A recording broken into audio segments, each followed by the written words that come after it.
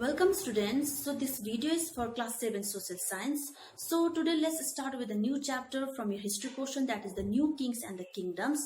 So in this chapter we are going to discuss about how the new kings and kingdoms they emerged out, okay, and they ruled a different part of India, right? So let's start. So between 700 and 1200 CE, a new kings and the kingdoms they have came out, okay, by capturing their neighboring territories and all, okay, from northern part of India till southern part of India, right? So among these several states, okay, the three important powerful dynasty was the Palas, the Pratiharas and the Rashtrakutas, right? So let's understand these three dynasty in detail, okay? So first the Pratiharas. So Pratiharas, as I told you, they were ruling the part of western India, okay, got it? And the important part was the Rajasthan. Okay, so apart from that, they were controlling some part of Indo-Gangetic Valley and all, right? So among the important rulers, your Nagabhatta I and Mahir Bhoja was the very important ruler of this dynasty, right? So Nagabhatta I, he was able to capture the part of Malwa and Bharuch, okay, and he also defeated or fought with Arab invasion, okay, and plus he defeated totally the Arab invasion, okay, right? And after him, Mihir Bhoja became the next ruler. Okay, he also captured the different part of Western India, that is Oudh, Punjab, Gujarat, etc. and all. Okay, got it. And finally, on 10th century, this part or this kingdom started to collapse. Right. So next, you are Palas. Okay, the Palas which was ruling the part of Bengal, Odisha, Bihar, and all. Okay, so the founder of Pala dynasty was your Gopala I. Okay. So he was a very important and the benevolent ruler of this dynasty, right? He also he expanded his territory by following the territory expansion and all, okay? And these Palas were the follower of Buddhism, okay, and they were greatly influenced by the Mahayana sect, okay? So they also had a conflict with the Pratiharas and the Rashtrakutas, right? So after your Gopala, Dharmapala became the next ruler. Okay, he was also a very important ruler. Okay, he was able to administrate like his father. Okay, so he has built Vikramshila University, okay, and Nalanda University, okay, and after him, Ramapala and Devapala became the next ruler, okay, and Ramapala was the last ruler of the your Pala dynasty, okay. After him, Pala dynasty started to decline, right? So next, your your Rashtrakutas, okay. Rashtrakutas was ruling the southern part or the Deccan region of India, okay. Danti Durga was the founder of your Rashtrakuta kingdom, okay. He was very important ruler, right? And he has a conflict with Rashtrakuta, the Pratiharas and the Palas also, okay, got it. And he was very after him, your Krishna I became the ruler, okay. He has built a Kailash temple in Ellora, okay, at Ellora.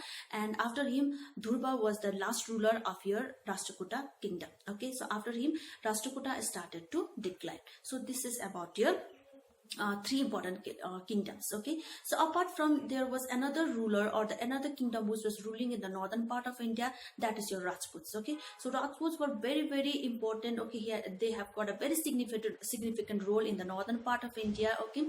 They were belonging from the Kshatriyas clan, okay. They were called as the son of the rulers, okay. And they they were the Kshatriyas clans, and they were divided into two parts, that is your Suryavanshi and the Chandravanshi, okay. So among this dynasty, your Chauhan was very important, okay. Chauhan or the Chahamanas, okay. And Prithviraj Chauhan was one of the important ruler of this dynasty, okay. So next, your tripartite struggle for Kannauj. So this topic is very important in this chapter, okay. So after the death of Harshavardhana, three important dynasties came into scenario in the northern part of India and the Deccan, okay. That were the Palas, the Pratihas and the Rashtrakutas, which I have discussed already, right? So these three kingdoms wanted to capture Kannauj. Reason was the city was very flourishing. Next, the trading, okay, the Silk Route was used to pass through this areas, so they wanted to make a good relationship with the western countries. Next, the Kannauj lies near the Ganga river, and the soil in this area was very fertile for agriculture, right? So these three kingdoms, sometimes Palas used to capture, sometimes your Pratihara used to capture, sometimes Rashtrakuta used to capture Kanauj. But there, they didn't enjoy the fruit was not only for a long time, okay, only for a temporary period. They used to enjoy the fruit of Kanauj, okay. And this struggle went for a long time, right? So after this comes your administration in North India. So at that time, king was the supreme power, okay. King he was one of the head of the state or the head of the country. So they were considered as the chief of the commander in the army also, right? And king was assisted by the other councils, okay, council minister. So those ministers were like, for example, you can check your book, like for example, your Sandhi Bigrakia, who was the foreign minister, Banda Garika, officer of the your government, Potapala, inspector of forces, etc. and all, okay. So these were the your chief court of ministers and all, okay. So what happened later on, the king, okay, the king, their power started to weaken, okay. So the power started to weaken, and seeing the advantage, okay, they took the advantage or took the opportunity to come up or to declare themselves in a free or independent ruler, okay. Now this all feudal parts or feudal courts ministers, they started to declare themselves independent, okay, got it. And these feudals were the major power of the king, okay, got it. Since they used to look after the military powers and all, they used to maintain the military during the wars and all, okay. So this feudal power, the king used to pay them in form of land, okay. He didn't pay in a form of a cash, they used to pay in a form of land, okay. And this feudal courts minister were also called as samantas and all, okay. So now these feudals, as I told you, when they found the king's power was weakened, so they took the advantage and they themselves declared as an independent. Like for example, Danti Durga, he was the chieftains of the Chalukya's kingdom. But later on, when he found King Kirtimana as a weakened king of Chalukya kingdom, he declared himself independent by defeating King Kirtimana, okay. So now if we talk about the administration in that time, okay, so your administration system was something like this, okay. You can check it out here in diagram. So the king was the head, or the kingdom was the one, okay, which was the head, and it was followed by your were followed by Bhuktis, okay. So Bhuktis was looked after by the governors, okay, and Bhuktis was divided into Visayas, okay, and the Visayapati used to look after the Visayas, and your Visayas was divided into village, okay, and village was the last unit of the administration, okay, and village was looked after by the Gramapati or the headman, okay. So now next is about the society and all. So if you talk about the society, then you can check it. In that time, your society was based on the caste system, okay, caste system. So basically there were the four castes, that was your Brahmins, Kshatriyas, Vaishyas and the Sudras.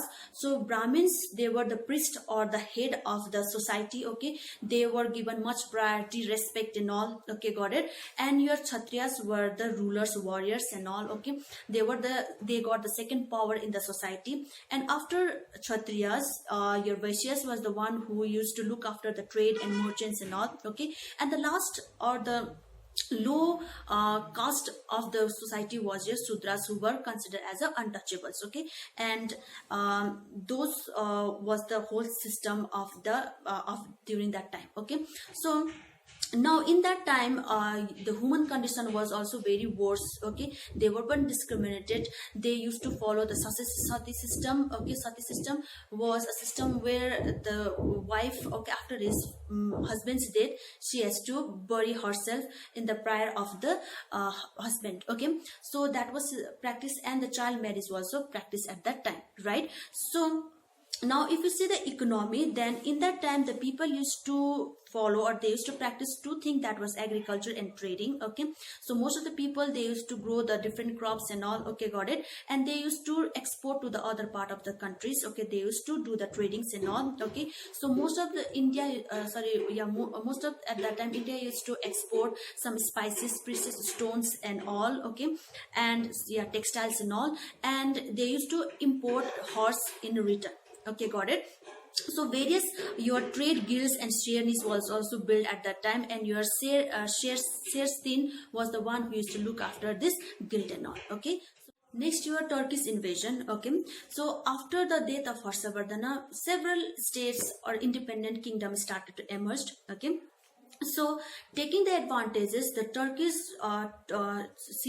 they found the opportunity to capture India. Okay, they were much attracted with the wealth and the prosperity of India, so they wanted to attack India, right? So between 1001 and 2027, 1001 and 1027 CE, Muhammad of Ghazni attacked India for 17 times. Okay, he looted and raided the various part of various prosperous city of India like Peshawar, your Multan, your Mathura, Somnath temple, okay, got it, Thaneswar. So these all cities was a very prosperous cities and all, okay, at that time, and this all city was been looted by your Muhammad of Ghazni. Okay, so he all took all the wealth. Okay, he he took all the wealth of India, and he just decorate its own mosques, his capital and all. Okay, so he was not planning to settle down in India. He don't wanted to establish his empire in India. Okay, he only wanted to loot all the prosperous things of India only. Okay, so after Muhammad of Ghazni, his successor did not show any interest in India. So after him, in 1150 CE, your Ghaznabad empire was been captured by Ghorid. Okay, so Ghorid was belonging from Ghor clan. Okay, so Muhammad Ghori was a very important ruler. Okay, and he also wanted to capture India.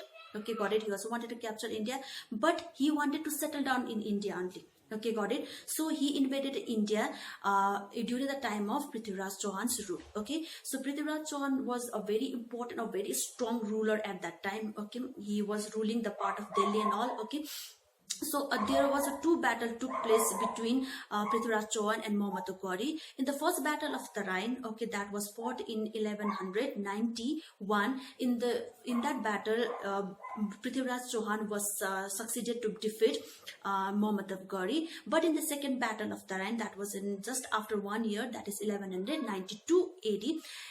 Prithviraj Chauhan was totally defeated and killed by Muhammad of Ghori. Okay, so this battle of Tarain is very important in the history, because this laid the foundation of a Turkey empire in India, right? So after that, okay, Turkey empire was established in India. So after few years only, Muhammad Ghori, he has returned back to his homeland and leaving his slave. Okay, his name was Kutubuddin Aibak. Under his rule, he left India. Okay, so from that, a slave dynasty was started in India.